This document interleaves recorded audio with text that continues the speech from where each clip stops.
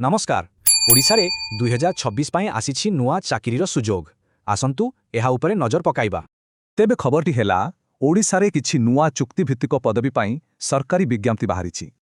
ଆଚ୍ଛା, ତେବେ କେଉଁ କେଉଁ ପଦବୀ ଖାଲି ଅଛି? ଏଗୁଡ଼ିକ ସବୁ ପ୍ରଶାସନିକ କାମ ପାଇଁ ଉଦ୍ଦିଷ୍ଟ। ଦେଖନ୍ତୁ, ଏଥିରେ ଅଛି ରାଜସ୍ୱ ନିରୀକ୍ଷକ, data entry operator, process server ଆଉ ସେକ୍ସନ ଅଫିସର ପଦ।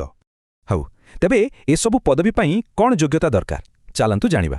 ସାଧାରଣତଃ ବୟସ ଅତି କମ୍ରେ 18 ବର୍ଷ ହୋଇଥିବା ଦରକାର ଆଉ ସ୍ୱାସ୍ଥ୍ୟ ବି ଭଲ ଥିବା ଜରୁରୀ। ରାଜସ୍ୱ ନିରୀକ୍ଷକ ପାଇଁ କମ୍ପ୍ୟୁଟର ଆପ୍ଲିକେସନ ଡିପ୍ଲୋମାଟା ଏକଦମ ବାଧ୍ୟତାମୂଳକ।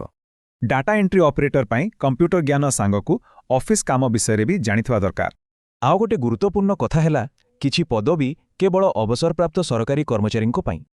ଆଚ୍ଛା, ଏବେ ଆସନ୍ତୁ ସବୁଠୁ ଜରୁରୀ କଥାକୁ, ମାସିକ ଦରମା କେତେ ମିଳିବ? ରାଜସ୍ୱ ନିରୀକ୍ଷକ ପଦବୀ ପାଇଁ ମାସକୁ ମିଳିବ 20,000 ଟଙ୍କା। ଠିକ୍ ସେହିପରି ଚୁକ୍ତିଭିତ୍ତିକ ଅଧିକାରୀଙ୍କ ପାଇଁ ମଧ୍ୟ ଦରମା ସେଇ 20,000 ଟଙ୍କା। ତେବେ ଆବେଦନ କରିବେ କେମିତି? ପ୍ରକ୍ରିୟା ବହୁତ ସହଜ ଆଉ ପୁରା ଅଫଲାଇନ୍।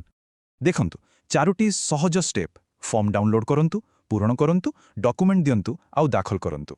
ଫର୍ମରେ ନିଜର ଜନ୍ମ ତାରିଖ, ଯୋଗ୍ୟତା ଭଳି ସବୁ ତଥ୍ୟ ଠିକ୍ଠାକ୍ ଭାବେ ଭରିବାକୁ ହେବ।